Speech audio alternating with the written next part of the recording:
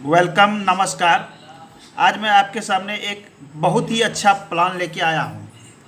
इस प्लान में है कि जो क्षेत्र है हमारा, जो प्लॉट का एरिया है, वो प्लॉट का एरिया थोड़ा टेपर है। तो टेपर एरिया में किस प्रकार से निर्माण करना है और साथ में इसकी दिशाएं स्पष्ट नहीं है, तो उसके विषय में हम बात करेंगे। टेपर एरिया करने का मतलब आगे की चौड़ाई इसमें 27.5 फीट है, पीछे की चौड़ाई 23.5 फीट है, एक तरफ की लंबाई 55.5 है और दूसरे तरफ की लंबाई 56.5 फीट है।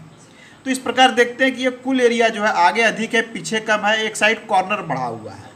और दूसरी बात कि इसमें दिशाएं एडजस्ट नहीं है। ये पूरब इस कॉर्नर में पड़ रहा है तो पश्चिम इस कॉर्नर में, दक्षिण इस कॉर्नर में और उत्तर इस कॉर्नर में। जैसा कि देखिए चार्ट के अनुसार जब हम वास्तु के अनुसार किसी चीज़ को प्लान करते हैं तो पूरा पश्चिम, उत्तर, दक्षिण और जल तत्व, अग्नि तत्व, आकाश सबको हम बैलेंस करते हैं। लेकिन इसमें है कि कुछ इस प्रकार से जब इस चार्ट को हम रखते हैं, ये देखिए कि ये पूर्व दिशा है, ये पश्चिम दिशा है, दक्षिण दिशा, ये दक्षिण यहाँ चला गया है और उत्तर यहाँ चला गया है।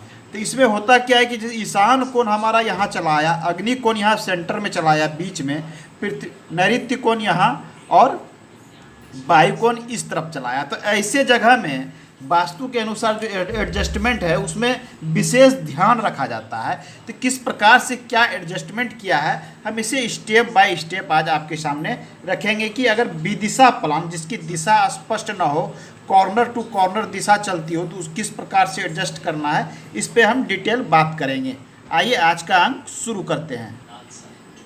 इसमें दिशाएं हमने मेंशन कर दी कि आग्नेय कोण इस स्थान पे पड़ रहा है, वायु कोण इस स्थान पे पड़ रहा है, ईशान कोण यहाँ बीच में पड़ रहा है, फ्रंट, ये फ्रंट है इसका, ये आगे फ्रंट है, इस प्रकार से रोड है, और नैऋत्य कोण यहाँ पड़ रहा है।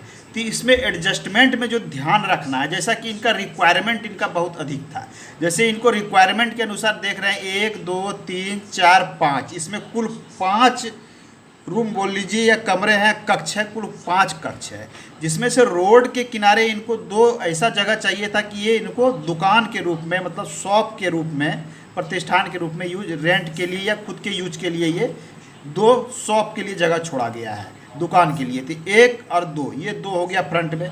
और उसके बाद इनको चाहिए था 3 रूम, तो 3 शयन कक्ष दिए गए हैं, रसोई है, 2 शौचालय चाहिए था, साथ में एक लिविंग एरिया चाहिए था। तो इसमें सब कुछ एडजस्ट किया गया है। हम स्टेप बाय स्टेप देखेंगे किस प्रकार से एडजस्टमेंट।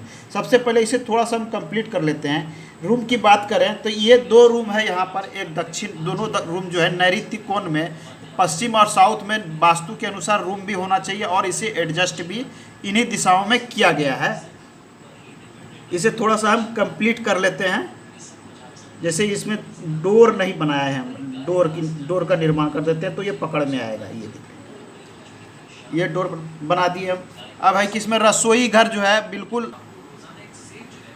वास्तु के अनुसार नैऋत्य, दक्षिण और पश्चिम में 2 रूम इसमें एडजस्ट कर दिए गए हैं। एक रूम ये है और दूसरा रूम ये है। हम साइज की इसकी बात करें तो ये साइज जो है 11 गुना 12, एक बड़ा साइज का रूम रखा गया है 11 गुने 12। ये दोनों रूम का साइज बराबर है, 11 गुने 12 गुना 11। पीछे जो है इसमें 2 फीट जगह छोड़ा गया है प्रॉपर खिड़की के वेंटिलेशन के लिए, यहाँ तक 2 फीट इसमें जगह छोड़ा गया है।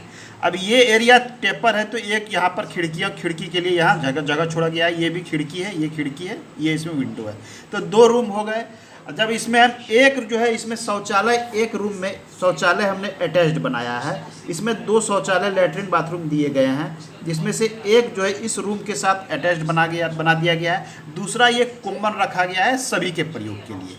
अग्नि कोण यहाँ पड़ रहा था तो इसको उसके अनुसार यहाँ पर रसोई घर इसमें यहाँ बना दिया गया है। रसोई घर का ये प्रवेश है, रसोई घर की ये विंडो, खिड़की है बाहर की ओर, ये इस शेप में है, यहाँ पर है। रसोई घर की साइज की बात करें तो ये 8 बाई 8 का है, ये रसोई घर है। 8 फीट गुने 8 फीट की ये रसोई घर है। रसोई घर से ठीक इधर आते हैं तो यहाँ पर एक हमारा एक बड़ा सा रूम मिल जाता है। इस रूम की बात करें तो ये 12 फीट गुने 10 फीट का ये एक बड़ा सा रूम है। ये आपका फ्रंट है, ये फ्रंट है, ये ईशान कोण फ्रंट में पड़ रहा है, तो 2 शॉप है। यहाँ एक सीढ़ी बना दिया गया है साइड में। इस सीढ़ी की चौड़ाई की बात करें तो ये 6.5-7 फीट इसको रखा गया है सीढ़ी की चौड़ाई को। बाकी ये 2 दुकान में बांट दिया गया। टोटल इसकी चौड़ाई है 27 फीट 6 इंच। लंबाई है इस साइड में है 55.5 फीट, इधर है 56.6 इंच। इतना इसकी लंबाई चौड़ाई है।